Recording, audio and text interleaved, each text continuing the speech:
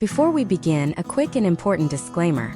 The information provided in this video is for educational, informational, and entertainment purposes only.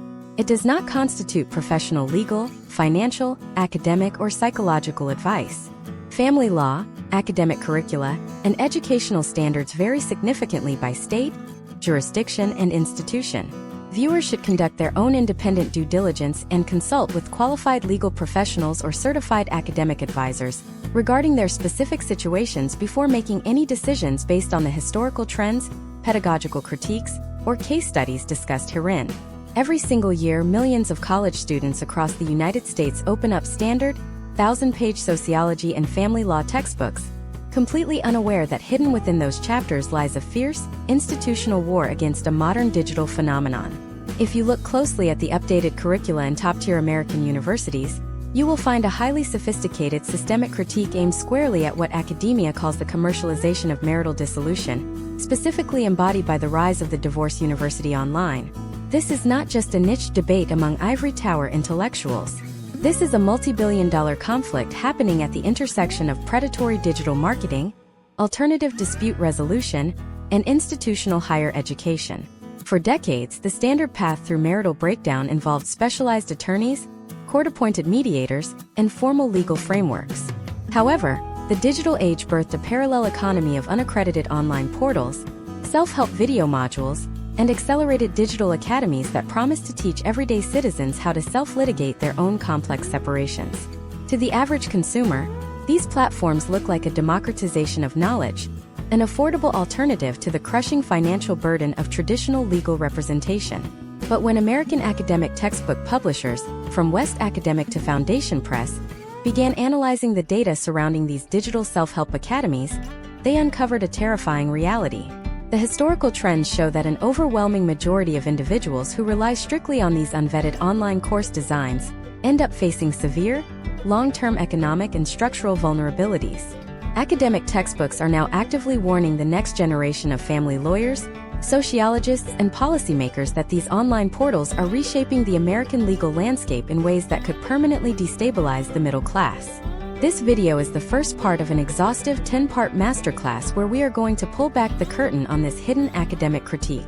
We will look at how modern textbooks dismantle the pedagogical claims of online legal academies, how they analyze the specific algorithms that exploit vulnerable litigants, and why the education system believes this trend is a ticking sociological time bomb.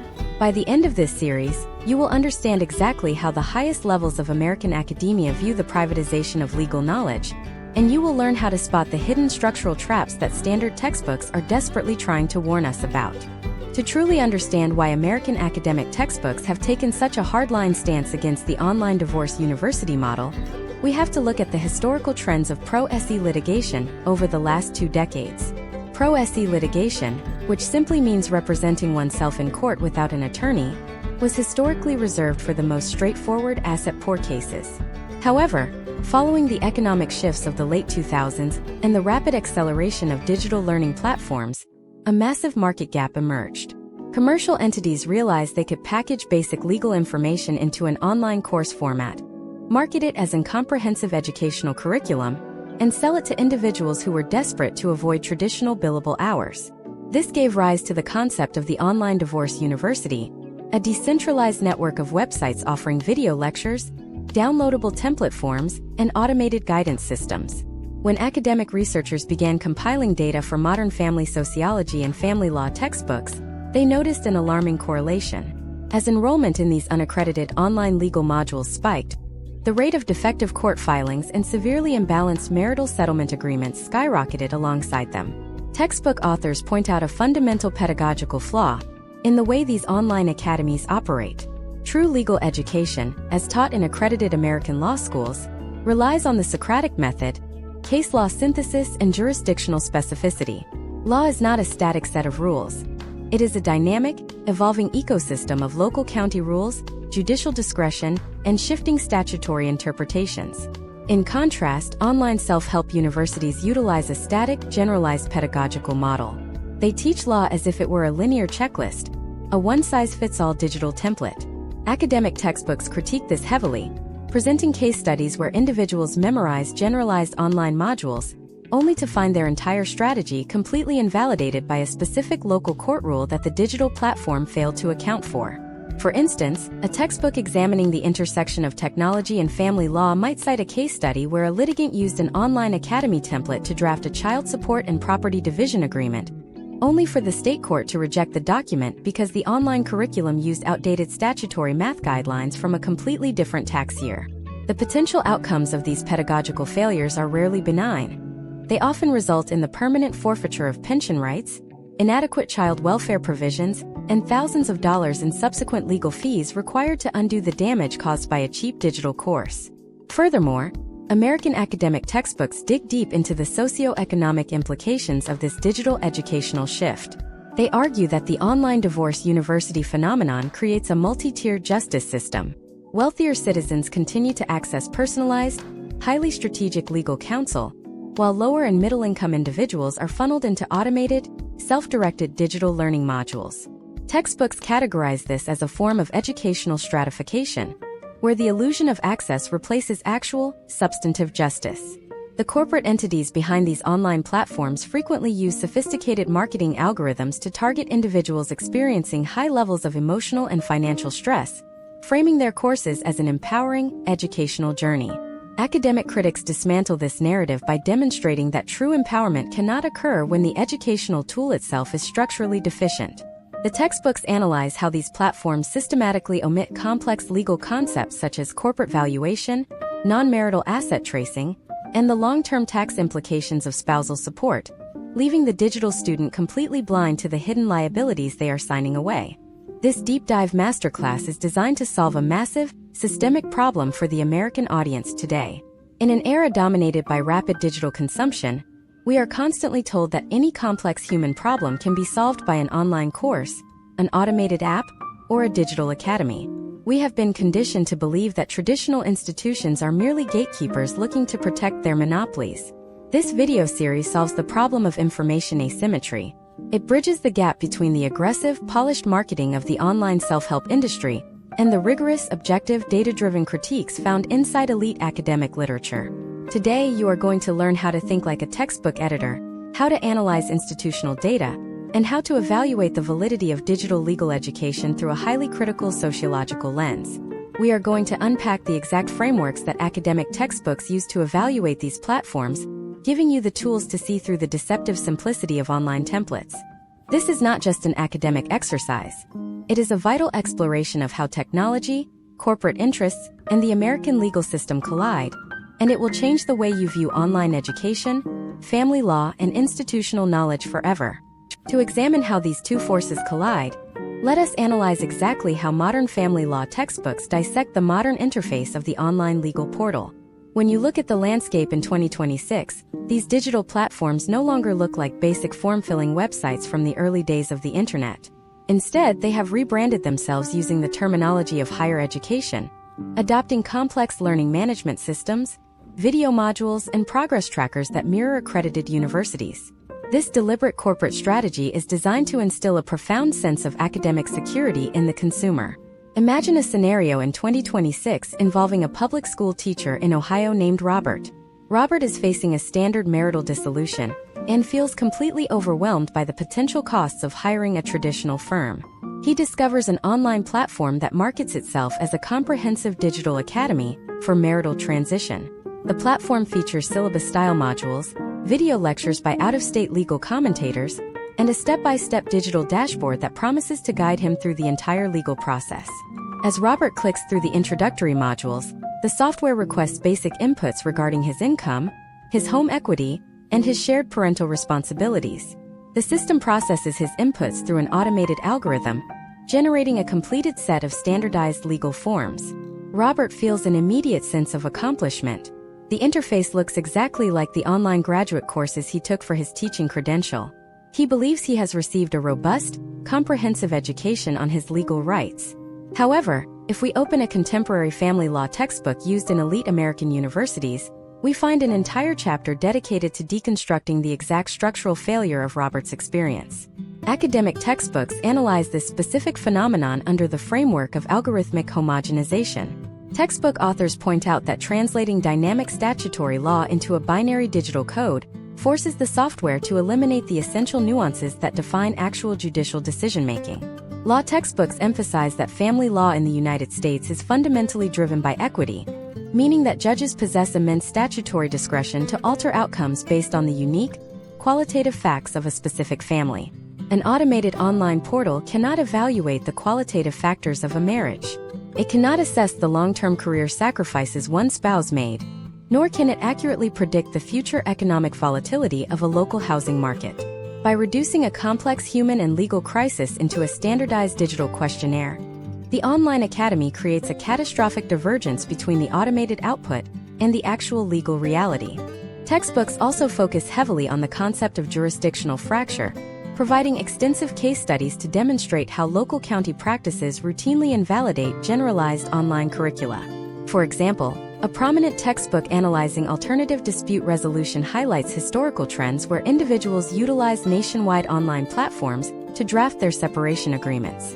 The data compiled in these academic texts reveals that while an online platform might update its software to reflect broad state-level statutory changes, it almost never accounts for local county rules or the specific standing orders of individual domestic relations judges.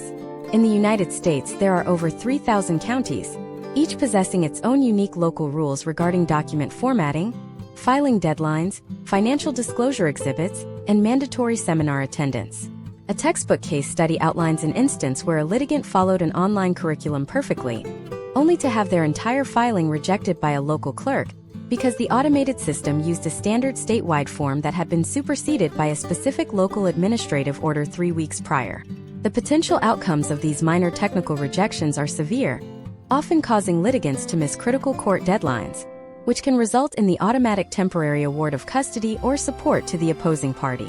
Beyond the procedural mechanics, academic textbooks dive deep into the hidden financial vulnerabilities embedded within the self-directed online university model. A major critique found in modern economic sociology textbooks revolves around the omission bias of commercial legal software. When a consumer uses an online platform, they only know what the platform asks them. If an automated system fails to prompt the user about a specific financial asset, that asset effectively ceases to exist within the context of the digital curriculum. Textbooks highlight historical trends showing that online platforms systematically omit complex financial concepts, such as the valuation of closely held businesses, the tracking of non-marital tracing assets, and the long-term tax implications of asset transfers. Let us look at how this plays out in a realistic scenario based on textbook data. Suppose Robert owns a modest retirement account that he contributed to prior to his marriage, but he continued to fund it using marital income over the course of a decade. A standard academic textbook explains that calculating the separate versus marital portion of that retirement account requires a complex actuarial analysis, often utilizing specific legal formulas dictated by state Supreme Court precedents. An online platform, looking to keep its user interface simple and fast, will typically present a basic text box asking for the current balance of the account and how the parties wish to divide it. If Robert splits the account equally based on the automated prompt, he may unwittingly forfeit thousands of dollars of his premarital separate property. Academic texts show that these platforms routinely fail to generate the highly specialized documents known as qualified domestic relations orders, which are legally required by federal law to divide corporate retirement plans without incurring massive tax penalties and early withdrawal fees. The textbook analysis proves that by ignoring these intricate financial mechanisms, the online portal leaves the self-educated litigant exposed to devastating future tax audits and permanent asset loss. Sociological textbooks also critique the profound psychological impact of the online university branding. By adopting the aesthetic of an academic institution, these commercial platforms exploit the public's inherent trust in educational frameworks. When an individual completes a module and receives a digital certificate of completion or a green checkmark on their dashboard, the brain registers that a task has been mastered. The textbooks argue that this creates a false sense of cognitive competence. The user becomes highly resistant to seeking outside professional verification because the digital interface has systematically validated their progress at every step. This psychological conditioning actively discourages individuals from engaging in independent due diligence, leading them to sign binding legal agreements that they do not truly comprehend. The academic consensus presented across these textbooks is clear. The commercialization of family law through unaccredited online portals represents a significant shift away from consumer protection. Instead of democratizing the legal system, these platforms frequently insulate themselves from liability, using expansive terms of service agreements that classify their operations as mere publishing services rather than legal education. This legal loophole allows commercial entities to profit from the delivery of substandard structural guidance, while shifting the entire risk onto the vulnerable consumer. As we conclude this specific analysis of pedagogical and financial structural failure, we are left confronting an even deeper, more insidious aspect of the academic critique. While textbooks explicitly warn students about the high error rates and the loss of marital assets, they also expose a hidden layer of monetization that occurs behind the digital dashboard. The elite academic literature indicates that the true business model of the online divorce university is not actually the sale of the educational modules themselves, but rather something far more valuable involving the covert exploitation of user data during their most vulnerable life transitions.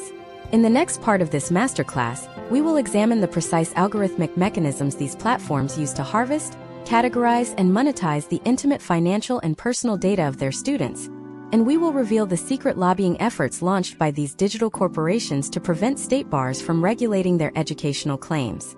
To comprehend the full scale of this corporate ecosystem, we must examine the hidden digital infrastructure that modern textbooks on economic sociology and data privacy expose. When an unsuspecting user logs into an online legal portal, they believe they are entering a private, secure sanctuary designed to assist them during a profound personal crisis. In reality, modern textbook analyses of digital consumer platforms reveal that these sites operate as sophisticated data harvesting networks disguised as educational portals. The core architecture of the online divorce university relies on a multi-tiered monetization strategy that goes far beyond the initial subscription or document generation fees. Imagine a scenario in 2026 involving a graphic designer in Texas named Sarah. Sarah is attempting to navigate a separation and turns to a highly rated online legal academy. As she progresses through the interface, she is prompted to input exhaustive details about her life. The system asks her to list her exact monthly income, the outstanding balance on her mortgage, the specific vehicle identification numbers of her family cars, the balances of her credit cards, and even qualitative assessments of her marital relationship through diagnostic questionnaires framed as communication tools. Sarah believes she is completing required coursework to generate her legal documents. What she does not see is the back-end data pipeline operating simultaneously. Legal ethics and consumer protection textbooks demonstrate that every single keystroke Sarah inputs is logged, categorized, and transformed into a highly valuable consumer profile, known as an intent-based data asset. According to contemporary academic textbooks, analyzing the political economy of the internet, individuals undergoing major life transitions are among the most lucrative targets for corporate advertisers. A divorce represents a massive reallocation of capital, involving the liquidation of real estate, the refinancing of mortgages, the purchasing of new insurance policies, and the restructuring of household banking. Academic case studies show that the online platforms utilize advanced tracking pixels and data management tools to map these vulnerabilities in real time. The moment Sarah indicates on the portal that her home will likely be sold as part of the asset division, that data point is processed through real-time bidding auctions. The potential outcomes of this systemic data harvesting are immediately visible in Sarah's digital environment. Within hours, her social media feeds, search engine results, and email inbox are inundated with targeted advertisements from predatory moving companies, high-interest refinancing lenders, and speculative real estate investors who know she is under immense pressure to liquidate her assets quickly. Textbooks classify this as behavioral manipulation, where the very platform meant to educate the user is instead actively monetizing their structural vulnerability. This monetization strategy is further compounded by the corporate partnerships detailed in modern family law textbooks. Textbook authors highlight historical trends where commercial online legal portals form direct, undisclosed alliances with high-interest consumer lending corporations and alternative financial services. When the automated system analyzes a user's financial inputs and identifies that they lack the immediate liquidity to pay off joint matrimonial debts, the software dynamically displays specific learning modules or tools. These modules are meticulously designed to look like neutral, educational resources explaining debt consolidation. However, the textbooks reveal that these modules embed tracking links to specific high-interest lenders who pay the online portal a substantial affiliate fee for every customer referred. The textbook analysis proves that this creates a profound conflict of interest, where the Digital Academy is incentivized to guide the self-educated litigant toward financial products that may not be in their long-term economic interest, completely violating the ethical standards that traditional legal professionals are bound to uphold. This systemic exploitation has sparked a fierce, high-stakes regulatory war across the United States, a conflict that contemporary legal ethics textbooks analyze in exhaustive detail. For over a century, the practice of law has been strictly regulated by state supreme courts and bar associations to protect the public from incompetent representation. These regulations are rooted in the concept of the unauthorized practice of law, which prohibits unlicensed entities from giving specific legal advice or tailoring legal documents to individual circumstances. Academic texts outline how state bar associations have repeatedly attempted to investigate and sanction these online divorce universities for crossing the line from passive document publishers into active, unlicensed legal advisors. However, the textbooks expose how these massive digital corporations have systematically evaded regulation through sophisticated, multi-million-dollar lobbying campaigns. Tech industry lobbies have spent years targeting state legislatures, utilizing the rhetoric of innovation and access to justice to pass statutes that explicitly exempt automated legal software from the definition of the practice of law. These corporations argue that they are not practicing law.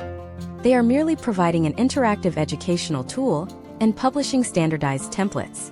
Legal treatises analyze the historical trends of these legislative battles, showing how corporate lobbying has successfully weakened consumer protection laws in several jurisdictions, effectively leaving the public exposed to automated systems that carry zero professional liability or fiduciary duty. Furthermore, academic textbooks highlight the profound irony of the corporate defense mechanisms. While these online portals market themselves to the public as comprehensive academies capable of replacing traditional legal counsel, their legal terms of service agreements say the exact opposite. Textbooks present case studies analyzing the fine print of these contracts, which users must accept in order to access the software. In these agreements, the corporations explicitly disclaim all responsibility for the accuracy, validity, or legal sufficiency of the information they provide. They classify their entire operation as a novelty or an informational publishing service, completely insulating themselves from malpractice lawsuits. If a user relies on the platform and permanently loses their parental rights or suffers catastrophic financial ruin due to a flawed algorithm, the terms of service ensure that the user has waived their right to sue the corporation in a court of law, forcing them into private, corporate-controlled arbitration instead. This hidden corporate architecture is exactly what American academic textbooks are trying to expose to the next generation of legal scholars and sociologists. The literature demonstrates that the online divorce university is not a benevolent democratizer of information, but rather a highly optimized engine designed to extract maximum economic value from human data, while assuming zero accountability for the structural damage left in its wake. This brings us to a critical inflection point in our masterclass. We have analyzed the pedagogical failures of these online systems, the financial traps hidden within their automated templates, and the predatory data infrastructure that funds their operations.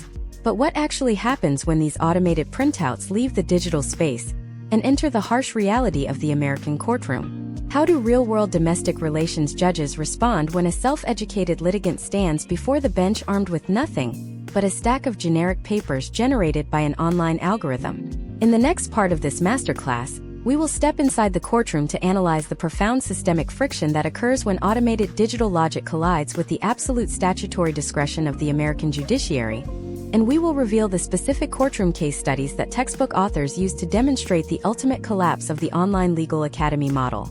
When a self-educated litigant steps through the heavy double doors of an American courthouse, the pristine digital optimization of the online legal portal instantly collides with the analog bureaucratic friction of the state judiciary. Academic textbooks on judicial administration and family law explicitly focus on this specific point of impact, analyzing what happens when automated document streams enter an ecosystem governed by absolute judicial discretion. The contrast is stark. On one side is a corporate software interface that treats family law as a predictable arithmetic equation. On the other side is a living court system that views every family unit through a highly subjective, qualitative lens. Imagine a scenario in 2026 involving a logistics manager in Georgia named Michael. Michael spent months working through the video modules of a commercial online legal academy, meticulously filling out data boxes regarding his marital property, his shared debts, and his parenting desires. The platform algorithm compiled his inputs into a standardized packet of legal documents, complete with an automated parenting plan. The digital interface displayed a bright notification informing him that his paperwork was technically flawless and ready for the judge. Michael walked into the courtroom feeling an immense sense of preparation, believing he possessed the equivalent knowledge of a practicing family law attorney. However, as textbooks examining the sociology of the courtroom demonstrate, Michael was entirely unprepared for the reality of judicial discretion. When Michael approached the bench, the presiding judge began reviewing the automated parenting plan. The software algorithm had generated a standard, alternating weekend custody schedule, because that was the pre-programmed baseline of the digital portal. But Michael's actual career as a logistics manager required him to work rotating night shifts that changed every 2 weeks. In American family courts, the governing statutory standard is the best interests of the child, a doctrine that textbooks emphasize is inherently anti-algorithmic. The judge immediately recognized that the automated schedule was completely incompatible with Michael's real-world work hours, creating a structural framework that would inevitably lead to constant parental conflict and instability for the children. Textbooks highlight that a domestic relations judge is not a rubber stamp designed to approve standardized digital outputs. Under state statutes, judges possess broad equitable powers to modify, reject, or completely rewrite any agreement presented to them if they believe the terms are unfair or unworkable. When the judge began questioning Michael about how he intended to manage childcare during his Tuesday night shifts under the proposed plan, Michael froze. The online legal university had taught him how to generate the form, but it had completely failed to educate him on how to advocate for a customized legal structure in open court. Academic case studies show that in these moments of friction, the automated system leaves the consumer completely stranded, as a pre-recorded video module cannot talk back to a questioning judge.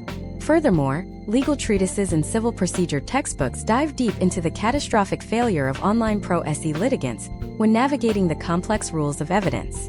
Generating a document through an online portal is only the first step of a legal proceeding. The true battle occurs when a party attempts to introduce facts, financial records, or communication histories into the official court record. Textbooks analyze historical trends showing that users of online legal universities frequently commit fatal errors regarding evidentiary foundations and authentication. Let us look at how this plays out in a realistic courtroom environment based on textbook data. Suppose the opposing party in Michael's case contests the value of the marital assets, claiming that Michael concealed a joint bank account. Michael knows this claim is false, and he has a stack of printed text messages and bank statements that prove his position. He attempts to hand these papers to the judge. Immediately, the opposing attorney stands up and objects on the grounds of hearsay, lack of foundation, and improper authentication under State Rule of Evidence 901. Michael looks at the judge, completely unaware of what those terms mean. The online academy told him to bring his evidence to court, but it never provided a multi-year education on the complex mechanics of evidentiary law. The judge has no choice but to sustain the objections, meaning Michael's critical evidence is legally excluded from the record. The judge cannot rule on evidence that does not legally exist within the court transcript. The potential outcomes of these evidentiary collapses are meticulously documented in university textbooks. When a pro se litigant's evidence is excluded due to procedural incompetence, the judge must make a determination based strictly on the evidence that was properly admitted by the opposing counsel. This frequently results in highly inequitable distributions of property, excessive child support orders, and severely restricted parenting time for the self-educated individual. Academic texts point out that the commercial software platforms completely insulate themselves from these disastrous outcomes by burying clauses in their user contracts stating that they do not provide courtroom instruction or tactical legal strategy. Sociological textbooks also analyze the systemic impact of this phenomenon on the judicial infrastructure itself. The influx of automated, generic documents generated by online portals has created a condition known as systemic judicial exhaustion. Modern court clerks and administrative judges report that their dockets are heavily backlogged by defective filings originating from unaccredited online legal schools. Because these platforms do not account for the specific nuances of local county rules, clerks are forced to repeatedly reject filings, requiring litigants to return to the online platform to attempt to recalibrate the software. This continuous loop of defective submissions creates immense administrative friction, slowing down the delivery of justice for every single citizen within the jurisdiction. Academic textbook publishers are presenting this data to law students to illustrate a profound structural lesson. The democratization of legal forms is not the same as the democratization of legal advocacy. The true power of a legal professional lies not in the physical act of typing data into a form, but in the strategic cognitive ability to navigate live human dynamics, unexpected judicial inquiries, and rigorous evidentiary objections in real time. The online divorce university model operates on the false premise that the legal system is a vending machine where you input data and receive a predictable result. As we conclude this specific analysis of courtroom friction, we must prepare to look at an even more aggressive dynamic occurring within the legal ecosystem. While the self-represented individual is struggling to understand basic evidentiary rules, professional law firms have not been idle.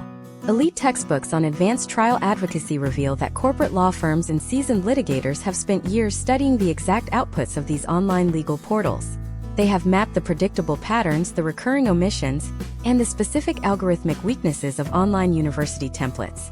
In the next part of this masterclass, we will reveal the highly sophisticated, predatory counter-strategies that professional attorneys deploy the moment they realize the opposing party is relying on an online legal portal, and we will analyze how they systematically exploit these digital templates to secure total tactical dominance in the courtroom.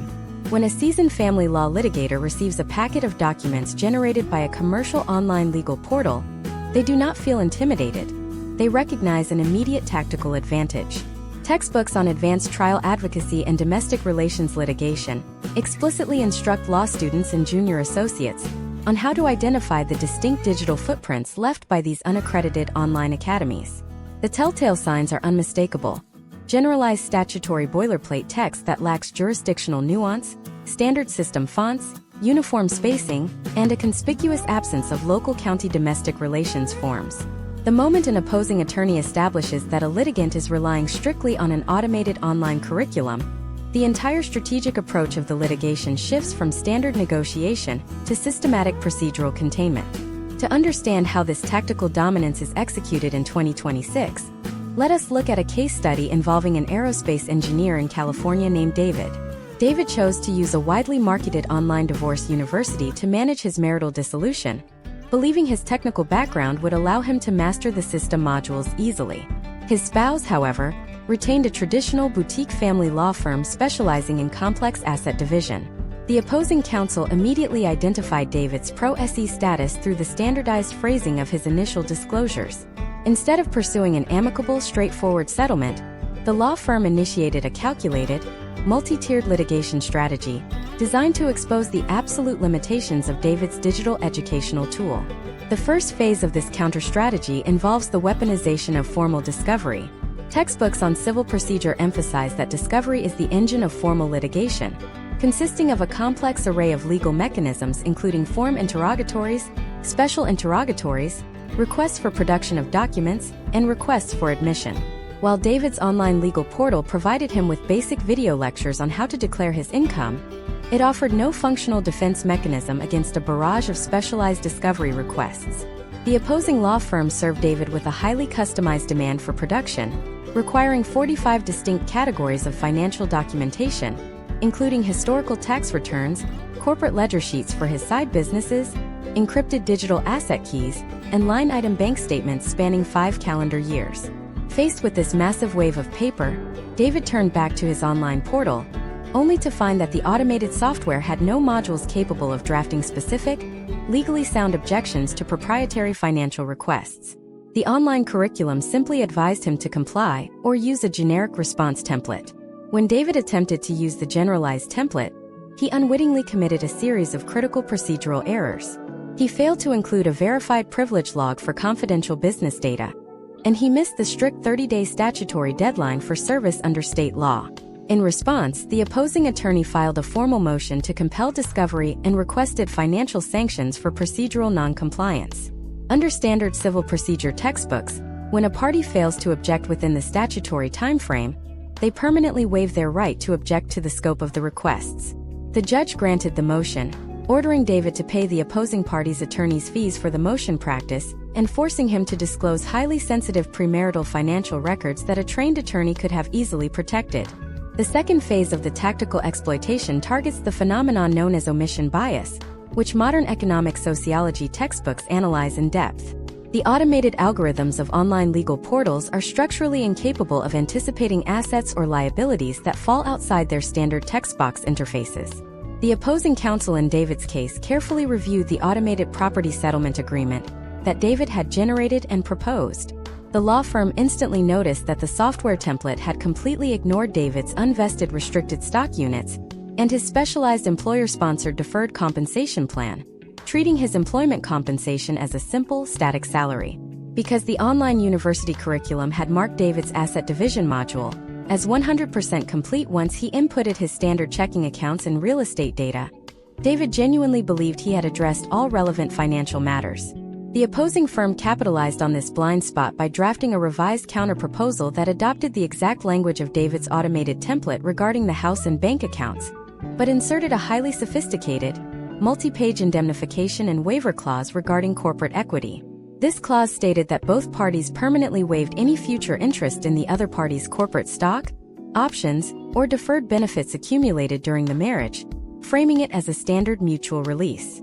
David, relying on the false sense of security instilled by his digital certificates of module completion, read the counterproposal and assumed it was merely a formal confirmation of his own automated strategy. He signed the document. Textbooks analyzing the historical trends of corporate asset litigation show that these waivers are virtually irreversible once incorporated into a final judicial decree. By trusting a generic software interface over personalized counsel, David permanently forfeited hundreds of thousands of dollars in marital equity that he was legally entitled to share. The final phase of tactical dominance occurs in the arena of verbal deposition and trial pacing. Advanced trial advocacy textbooks teach law students how to use the rules of evidence to completely silence a self-represented party during a live proceeding. When the opposing law firm noticed that David's digital education had focused entirely on document generation rather than oral advocacy, they scheduled a full-day oral deposition. In a deposition, there is no automated dashboard to guide the witness. The opposing attorney subjected David to hours of grueling, rapid-fire questioning regarding his financial disclosures, using advanced psychological pacing to extract contradictory statements. When David tried to reference the educational guidelines he learned online, the attorney blocked the statements as irrelevant, self-serving hearsay. The resulting deposition transcript contained dozens of inadvertent admissions that effectively destroyed David's credibility before he ever set foot in front of a judge. The systemic reality exposed by modern academic textbooks is that professional attorneys do not operate in a vacuum. They treat the rise of the online divorce university as a predictable, easily exploitable variable. The commercialization of legal forms has not leveled the playing field. It has provided sophisticated litigators with a highly visible map of exactly what their opponents do not know. The potential outcomes of relying on automated curricula in high-stakes environments are heavily weighted in favor of institutional actors who understand that the law is defined by procedure, not just paperwork. This realization forces us to confront a broader, deeply disturbing question about the true scale of this institutional failure.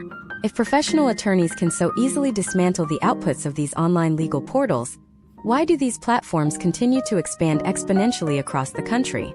What are the broader macroeconomic consequences when hundreds of thousands of middle-class citizens enter the legal system using broken digital templates? In the next part of this masterclass, we will step away from the individual courtroom and analyze the macro-sociological data compiled by major American universities, exploring how the systematic collapse of online pro-se litigation is causing a massive, quiet transfer of generational wealth away from the middle class and directly into institutional hands. To fully grasp the magnitude of this structural shift, we must look beyond individual financial losses and examine the macro-sociological data compiled by premier American universities. When sociology and economics textbooks analyze the long-term trajectory of the American middle class, they focus heavily on the mechanics of intergenerational wealth transmission. For the vast majority of citizens, wealth is not held in complex offshore trusts or diversified hedge funds. It is concentrated in two primary pillars: primary residential home equity and inherited family assets.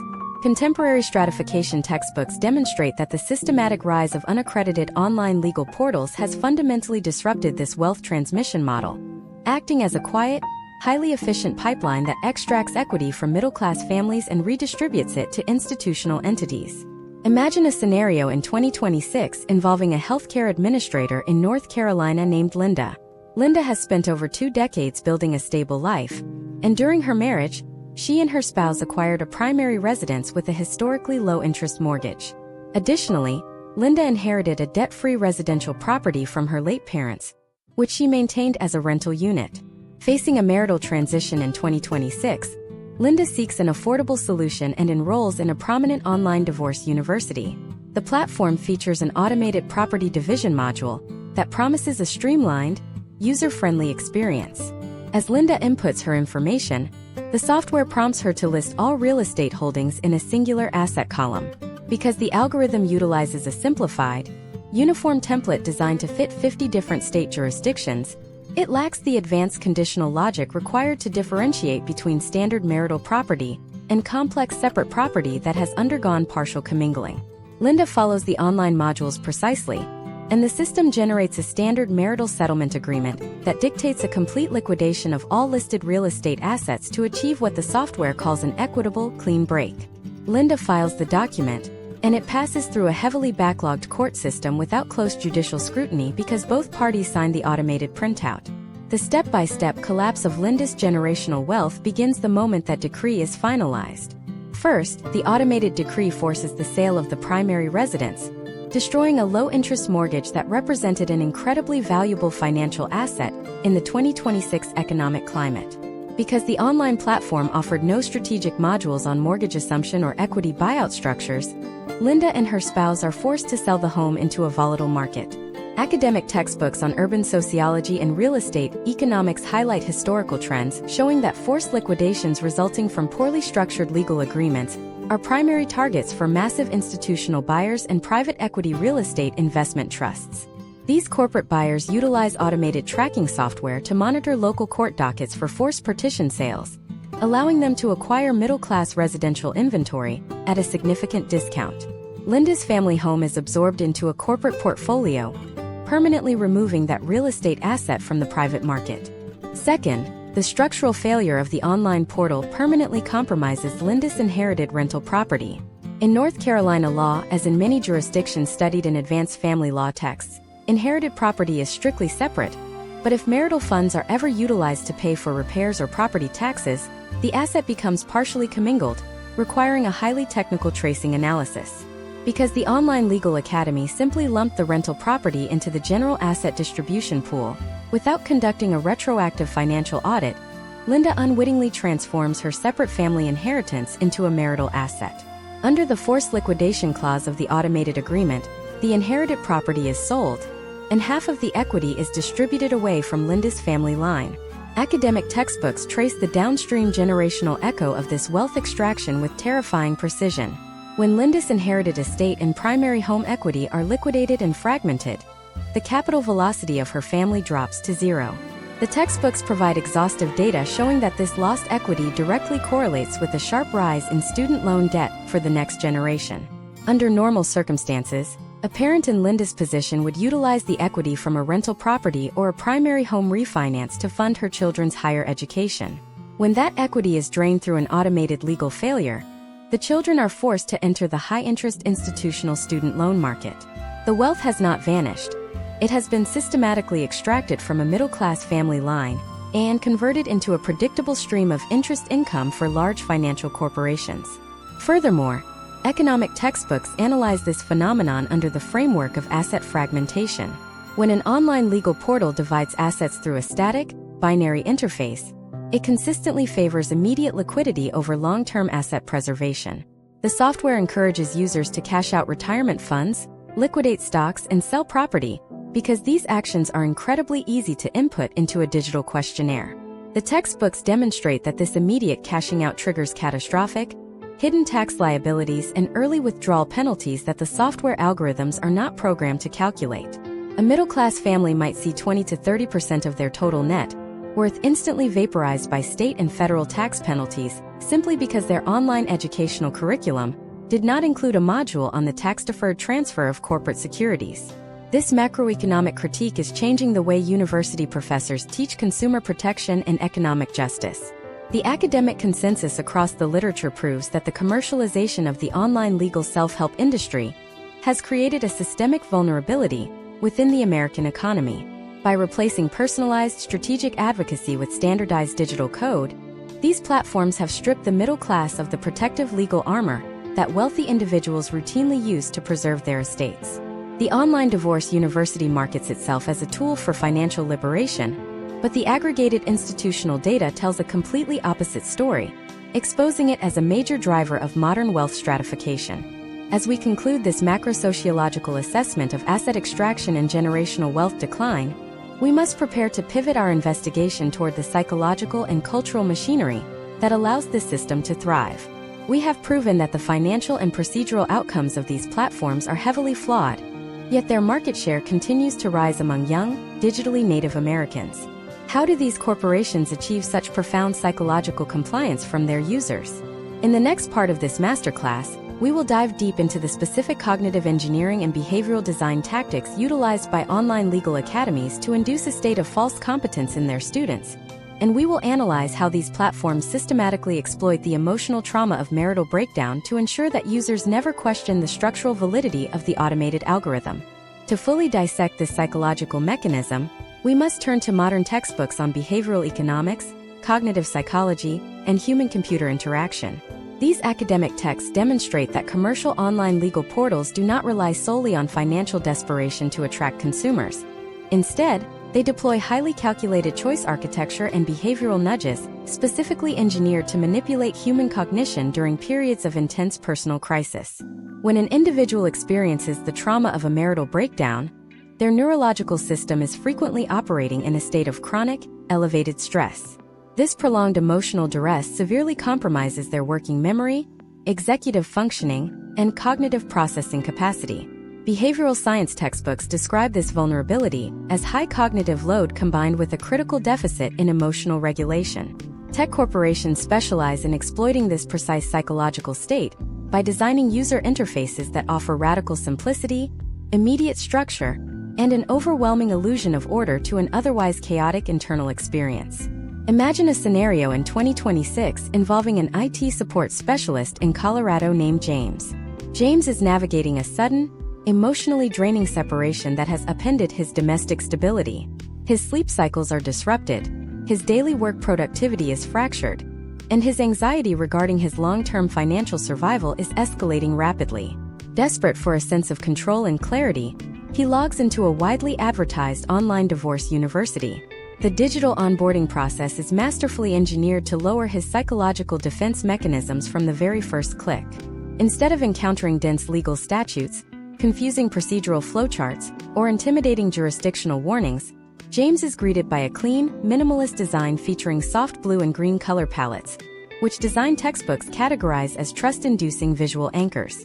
The system instantly presents a simplified progress bar reading 0% complete, establishing a clear, predictable, and linear trajectory that tells his overwhelmed brain exactly what to do next. Academic textbooks analyzing the gamification of digital consumer software expose the hidden dangers of this linear progress model.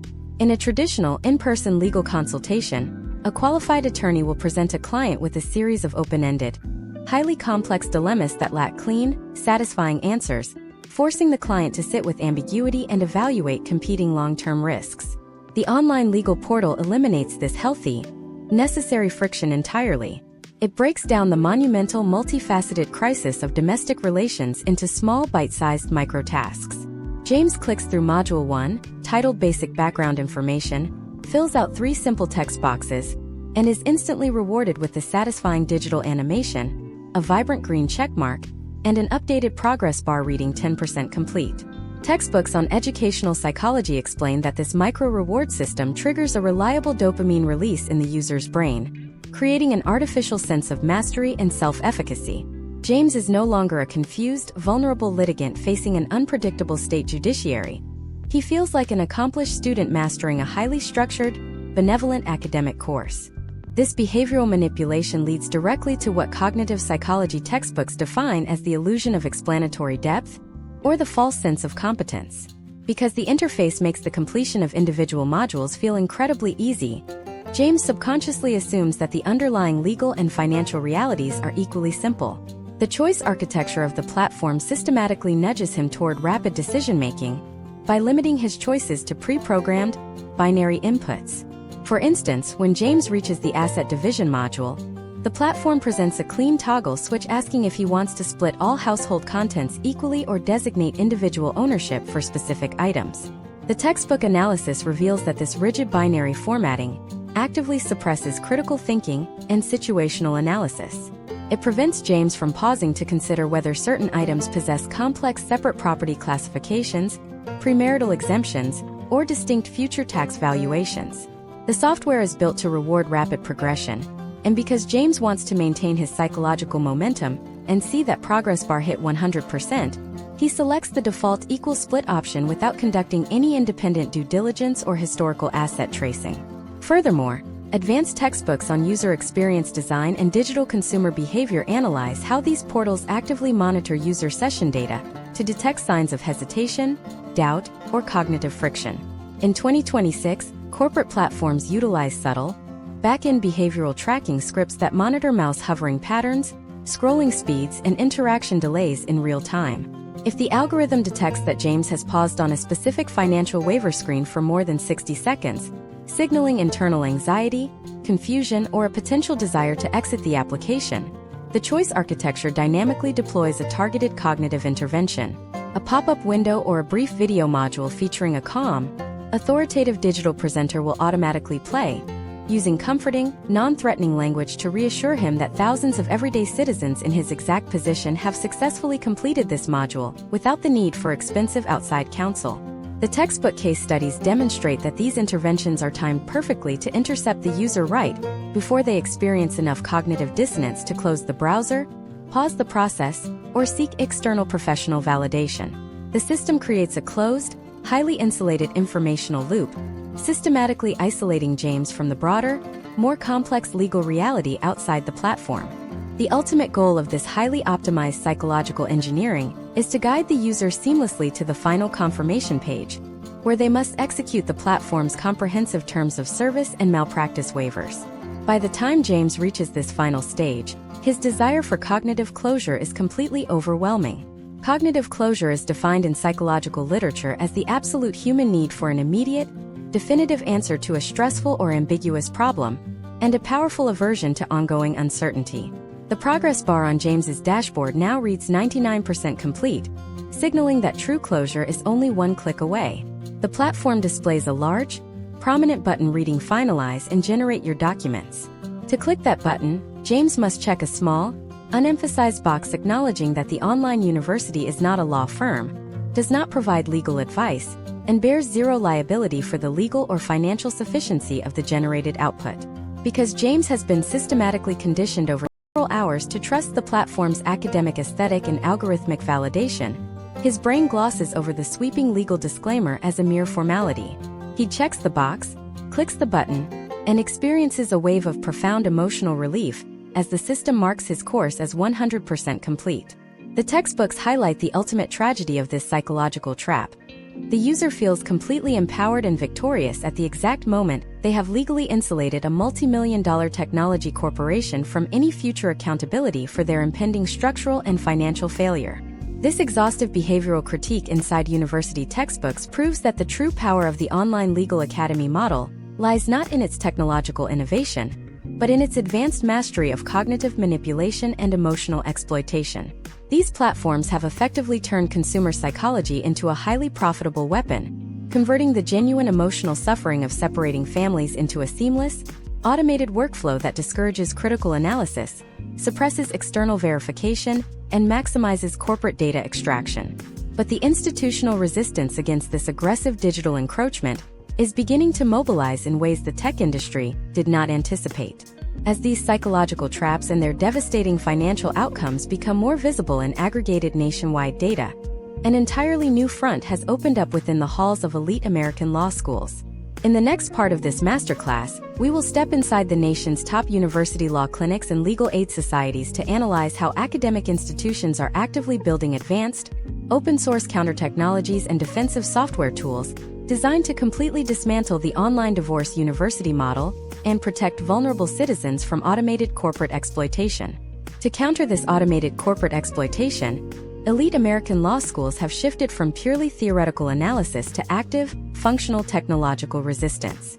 For decades, academic textbooks merely documented the financial and sociological casualties of commercial online legal portals, leaving the systemic problem unresolved. However, by 2026, clinical law professors, computational legal scholars, and consumer advocates realized that written critique alone was completely insufficient to stop a multi-billion-dollar commercial industry. This critical realization birthed the open-source legal technology movement, a highly sophisticated, collaborative effort spearheaded by premier institutions including the Stanford Center for Legal Informatics, the Georgetown Institute for Tech Law and Policy, and various state university law clinics. These academic laboratories began developing a comprehensive suite of free, open-source counter-technologies specifically engineered to neutralize the structural flaws, systemic omission biases, and predatory mechanisms embedded within commercial online legal academies. The core architectural philosophy behind these university-developed tools stands in direct opposition to the commercial choice architecture analyzed across the academic literature. While commercial platforms prioritize friction-free interfaces designed to optimize rapid user completion rates and maximize data harvesting, academic software is intentionally built with what developers call pedagogical friction. Computational law textbooks explain that pedagogical friction forces the user to pause, critically evaluate their true legal position, and deeply understand the long-term structural consequences of their inputs.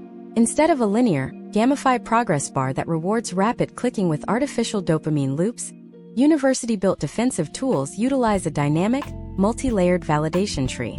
This open-source architectural model is designed to mirror the rigorous, protective cross-examination a vulnerable citizen would receive during a live, in-person consultation with the qualified public interest attorney. To observe how this open-source digital defense functions in the actual landscape of 2026, let us look at a case study involving a community center coordinator in Michigan named Marcus. Marcus had spent several $100s on a highly commercialized online divorce university, completing all the digital video modules and generating a standard property division and child custody package. Just before filing the automated documents at his local county clerk office, a legal aid volunteer directed him to a free digital portal developed by his state university open-source legal design lab.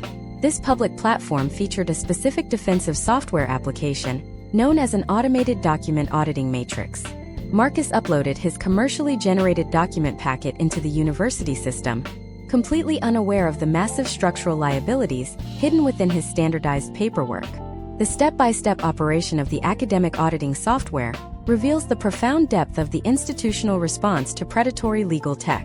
The first layer of the open-source program initiates a deep text parsing script that compares the explicit language of the commercial document against a localized, real-time database of specific county court administrative orders. In Marcus' case, the university software immediately flagged an existential procedural defect. The commercial portal had generated a standard statewide financial disclosure form, but Marcus' local county circuit court had enacted a mandatory local administrative amendment exactly 14 days prior, requiring a specialized, notarized asset addendum for all domestic relations filings. Had Marcus filed the commercial document without this critical modification, the court clerk would have automatically rejected the entire submission, triggering a cascade of missed filing deadlines and potential procedural default. The second layer of the academic tool addresses the omission bias that commercial platforms systematically exploit to maintain simple, fast user interfaces. The university software executes a comprehensive financial diagnostics script that queries the user about complex asset classes that commercial algorithms frequently ignore to avoid interface complexity. When Marcus ran the audit, the open-source tool prompted a highly specific, conditional inquiry regarding his employer-sponsored municipal pension plan. Marcus Commercial Online University had completely glossed over this asset, simply categorizing Marcus' workplace account as a standard liquid savings vehicle. The university software, drawing on extensive case law databases integrated directly into its open-source framework, informed Marcus that under historical trends in Michigan family law, a municipal pension constitutes a highly complex marital asset, requiring a separate qualified domestic relations order to prevent immediate tax exposure and permanent forfeiture of survivorship benefits. Furthermore, the academic software did not merely point out the defect, It actively provided Marcus with a step-by-step pedagogical breakdown of the necessary corrective actions. This is where the open-source movement directly dismantles the commercial business model. Instead of charging a premium fee for additional document generation or referring the user to a partner high-interest consumer lender, the university tool automatically mapped Marcus to a localized network of pro bono legal aid networks, volunteer attorney pools, and certified nonprofit mediation services. The software provided Marcus with an open-source, unwatermarked template for a pension tracking motion, complete with precise instructions on how to file it independently without incurring hidden processing fees. Textbooks on access to justice emphasize that this defensive alignment shifts the power dynamic back to the citizen by blending automated efficiency with institutional consumer protection. Beyond individual document auditing, these university legal clinics are deploying advanced data privacy shields designed to completely disrupt the corporate data harvesting pipelines exposed in modern economic sociology texts. When a user accesses a university-backed legal design portal, the platform utilizes advanced client-side encryption protocols that prevent any external corporate tracking pixels or data management systems from capturing user inputs. Academic technology textbooks detail how these open-source tools act as a digital cloaking mechanism for vulnerable citizens. The moment Marcus began utilizing the university portal, the software blocked multiple background commercial trackers embedded in his browser from transmitting his intent-based information to real-time advertising auctions. This prevented the predatory targeted advertising campaigns that routinely exploit individuals during major domestic transitions, effectively isolating Marcus' personal and financial data from commercial exploitation. The macro-sociological implications of this open-source technology rebellion are profound. By distributing free, highly accurate, jurisdictionally precise digital tools, American law schools are actively working to halt the quiet transfer of middle-class generational wealth, analyzed by economic stratification texts.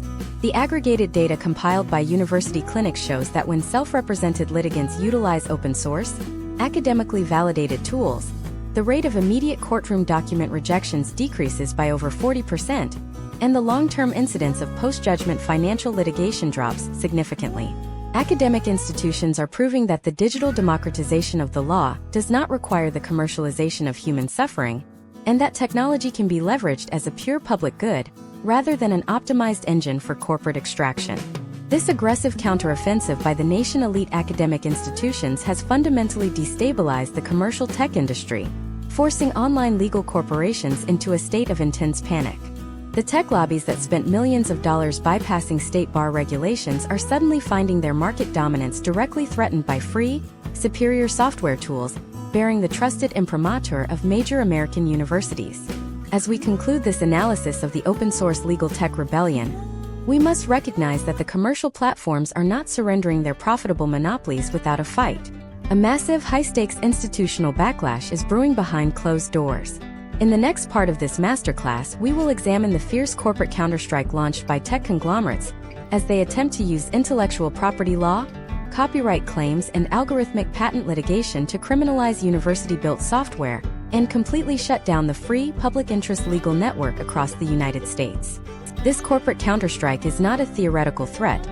It is a highly coordinated legal campaign that is currently unfolding in federal courts across the country.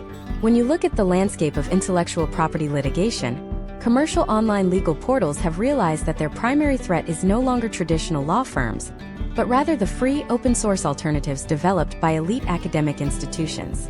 To protect their highly profitable market shares, these digital conglomerates have weaponized the American patent and copyright systems, transforming intellectual property law into a blunt instrument designed to suppress civic innovation. Imagine a scenario in 2026 involving a small business owner in Virginia named Kevin.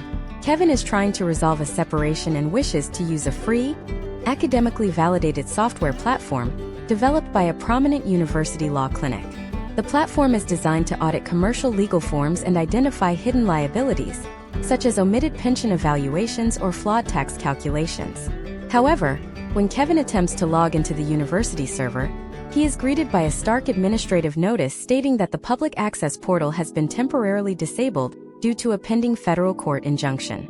Kevin has unwittingly become a casualty in a massive, hidden war over algorithmic ownership. A multi-billion-dollar commercial online legal academy had filed a sweeping patent infringement lawsuit against the university, claiming that the free public tool copied their proprietary interface mechanics and conditional branching logic. To understand how this strategy operates, we must examine contemporary intellectual property and antitrust textbooks used in top-tier American law schools. Textbook authors point out that commercial software companies have spent over a decade quietly securing broad, abstract patents on the basic procedural steps of digital document generation. These corporations hold patents on concepts as generalized as a method for sequentially displaying domestic relations data fields based on user demographics, or an automated interface that flags conflicting financial inputs. When university clinics develop superior open-source software that performs similar functions for the public good, the commercial entities deploy aggressive patent assertion strategies, commonly known as patent trolling, to force the universities into protracted, expensive litigation. Textbook case studies reveal that the primary goal of these corporate lawsuits is not necessarily to win a final judgment on the merits, but rather to exploit the massive financial asymmetry between a corporate legal budget and a university clinical program. By forcing a university to spend hundreds of thousands of dollars defending its open source code in federal court, the corporation can effectively pressure the institution to take the free tool offline permanently. Beyond patent litigation, academic textbooks on digital copyright analyze the systemic weaponization of the Digital Millennium Copyright Act against public interest technology. Commercial online legal universities frequently incorporate state-mandated public court forms into their paid platforms, applying proprietary formatting, unique font stylings, and specific sequencing numbers to the documents. When an open-source university tool attempts to parse these documents to help a user identify structural errors, the commercial corporations issue aggressive copyright infringement notices and DMCA takedown demands.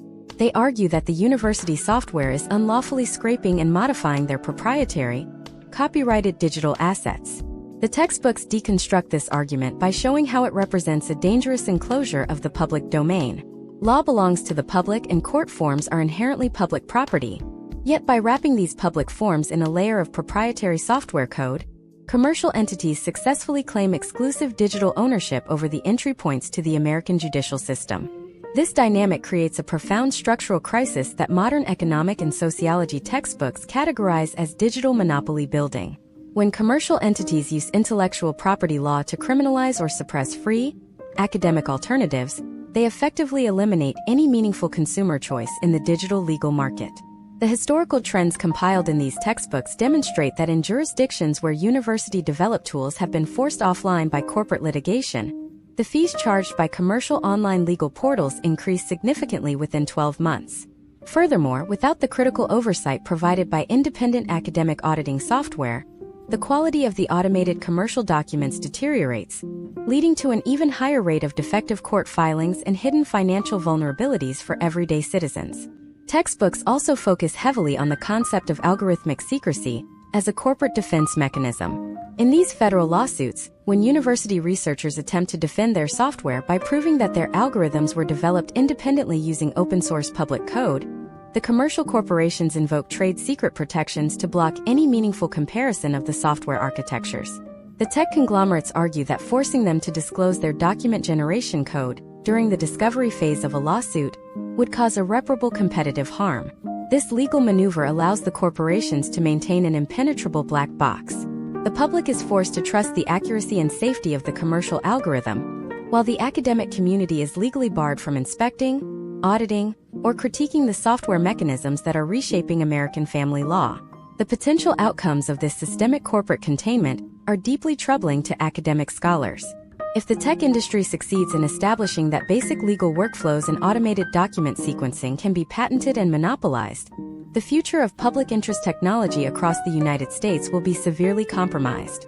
University law clinics, legal aid societies, and nonprofit organizations will be structurally prohibited from developing affordable, digital access to justice tools, leaving vulnerable citizens completely dependent on a predatory, commercialized marketplace that prioritizes corporate data extraction and profit maximization over substantive consumer protection. This high-stakes legal warfare between multi-billion-dollar technology conglomerates and elite academic institutions brings us to the absolute climax of our 10-part masterclass. We have meticulously deconstructed the entire anatomy of the online divorce university model, from its pedagogical failures and structural financial traps to its predatory data harvesting networks, its courtroom collapses, and its aggressive weaponization of intellectual property law to silence public competition. The evidence compiled across hundreds of pages of American academic textbooks paints an undeniable picture of an industry that has compromised consumer protection under the guise of digital innovation. But the final, most critical question remains unanswered. How do we, as a society, break this corporate stranglehold? What is the ultimate resolution to this institutional crisis? And what are the specific systemic policy reforms that elite scholars are proposing to fundamentally reclaim the American legal system from automated corporate control? In the final part of this masterclass, we will unveil the comprehensive blueprint for systemic transformation, revealing the radical legislative proposals, the sovereign state-backed software alternatives, and the ultimate future of legal technology that will completely redefine how justice is delivered in the digital age. To implement these structural solutions, academic textbooks point to a fundamental reimagining of the legislative boundary between technology and consumer protection. The first major pillar of the academic blueprint for systemic transformation involves the statutory imposition of a digital fiduciary duty upon all commercial entities operating within the legal self-help space. Legal scholars writing in contemporary university law reviews argue that if a software platform utilizes interactive algorithmic logic to guide a citizen through a domestic relations proceeding, that platform must be bound by the exact same ethical obligations as a licensed human attorney. Under this proposed legislative framework, the traditional corporate shield of terms of service agreements would be permanently dismantled. A digital fiduciary duty would legally compel commercial online legal portals to prioritize the long-term economic and parental interests of the user over corporate profitability. If an algorithm were found to favor immediate asset liquidation to maximize affiliate referral fees from high-interest lenders, the corporation would face severe statutory penalties and class action malpractice liability. Textbooks on corporate governance highlight that enforcing a digital fiduciary duty would require technology companies to undergo mandatory, independent algorithmic audits conducted by state Supreme Court regulatory boards. These audits would inspect the platform back-end code to ensure that the conditional branching logic accounts for all relevant statutory variations, local county guidelines, and complex asset tracking metrics, effectively eliminating the systemic omission bias that currently leaves self-educated litigants exposed to catastrophic asset loss. The second pillar of the academic transformation blueprint is the transition away from commercial monopolies towards sovereign, state-backed digital legal utilities. Advanced textbooks on judicial administration argue that access to the legal system is a fundamental public right that should never be mediated by a profit-maximizing corporate entity. To achieve this, computational legal scholars are advocating for state judiciaries to build and maintain their own free, non-profit, secure guided navigation platforms that integrate directly with existing electronic filing dockets. To visualize how this sovereign public infrastructure completely reclaims the delivery of justice in 2026, let us look at a case study involving a municipal archivist in Virginia named Melissa. Facing a complex domestic separation in 2026, Melissa does not turn to a commercial online divorce university or an unvetted digital self-help module. Instead, she logs directly into the official Virginia Public Judicial Access Portal, a state-administered civil justice utility developed in collaboration with public university law clinics. The software experience Melissa encounters stands in absolute contrast to the predatory corporate architecture analyzed throughout this masterclass. First, the state-backed portal operates within a framework of absolute data privacy and zero-knowledge data architecture. The moment Melissa initiates her profile, the system deploys client-side encryption protocols that prevent any external corporate tracking pixels or third-party data management networks from monitoring her behavioral session data. No intent-based data assets are generated, and no real-time bidding auctions occur. Melissa's personal trauma is not monetized. She is entirely insulated from the targeted advertising campaigns of speculative real estate investment trusts and predatory debt consolidation lenders. Her financial and personal information remains a confidential matter protected within the state judicial repository. Second, the sovereign platform eliminates the illusion of explanatory depth by incorporating mandatory pedagogical friction into the user experience. As Melissa navigates the real estate and asset distribution sections, the system does not present a simplified, linear checklist or a binary toggle switch designed to accelerate her progress. Instead, when Melissa inputs the details of her primary residential home, the software triggers a localized, real-time actuarial script that analyzes the current market valuation against the specific state Supreme Court precedents governing separate property tracing. Because the system is connected directly to local county property registries and state tax databases via secure public interfaces, it automatically detects that Melissa utilized an independent family inheritance to fund the initial down payment on the home 5 years prior. The state utility does not allow Melissa to gloss over this critical financial nuance. The software halts her progression and deploys an interactive, video-based educational module, narrated by an objective public interest law professor. This module explains the precise legal mechanics of the separate property exemption, informing Melissa that a standard equal split of the home equity would result in the permanent forfeiture of her premarital capital. The software then dynamically generates a customized, jurisdictionally precise separate property disclosure exhibit that complies perfectly with the local county circuit court rules. The system does not charge Melissa an additional fee for this complex document generation, nor does it attempt to refer her to high-interest commercial credit lines. It provides the tool as a pure public service, ensuring that her foundational legal rights are protected before she ever steps into a courtroom. Furthermore, the sovereign platform completely bridges the gap between digital automation and human advocacy. If the system detects that Melissa's case involves high levels of situational complexity, such as an unvested corporate pension plan or an intricate shared parenting dynamic, the algorithm does not attempt to resolve the issue using a rigid, standardized code. Instead, the portal utilizes an open-source matching matrix that automatically pairs Melissa with a localized network of pro bono legal aid societies, volunteer family law mediators, and nonprofit clinical programs. Melissa is transitioned seamlessly from an automated digital tool into a supportive, human-centric legal ecosystem, ensuring that she receives the personalized strategic advocacy required to navigate her unique family circumstances. The historical trends compiled across economic and legal textbooks prove that when states deploy these sovereign, open-access civil justice utilities, the macro-sociological benefits are immediate and profound. By removing the commercial profit motive from digital legal education, these platforms effectively halt the systematic extraction of middle-class generational wealth. Family homes are preserved through structured equity buyouts rather than forced corporate liquidations. Retirement funds are transferred safely without triggering catastrophic tax penalties, and children are insulated from the long-term burdens of institutional student loan debt. The textbooks demonstrate that technology, when reclaimed as a public utility and governed by rigorous academic and ethical standards, possesses the immense potential to democratize access to the law while maintaining the absolute integrity of consumer protection. This comprehensive blueprint for systemic reform represents the ultimate resolution to the hidden conflict unfolding inside American higher education. The academic critique of the online divorce university model is not a call to abandon technology, but an urgent demand to rescue digital innovation from the hands of unregulated tech conglomerates. By exposing the structural traps, behavioral manipulation, and data exploitation embedded within commercial self-help portals, elite textbooks are training the next generation of lawyers, sociologists, and policymakers to build a future where the rule of law remains a public trust, accessible to all citizens regardless of economic status. As we bring this 10-part deep dive masterclass to its definitive close, we have successfully unmasked the entire corporate and algorithmic machinery that shapes the modern civil justice landscape. We have traced the journey of the self-educated litigant from the deceptive simplicity of the digital dashboard to the harsh realities of the American courtroom. But our investigation into the intersection of corporate power, technology, and systemic societal control is far from over. The corporate tech lobbies that weaponized intellectual property law to suppress public interest software are already deploying their algorithms into an even more dangerous, unregulated territory that directly threatens the fundamental constitutional rights of every single American citizen.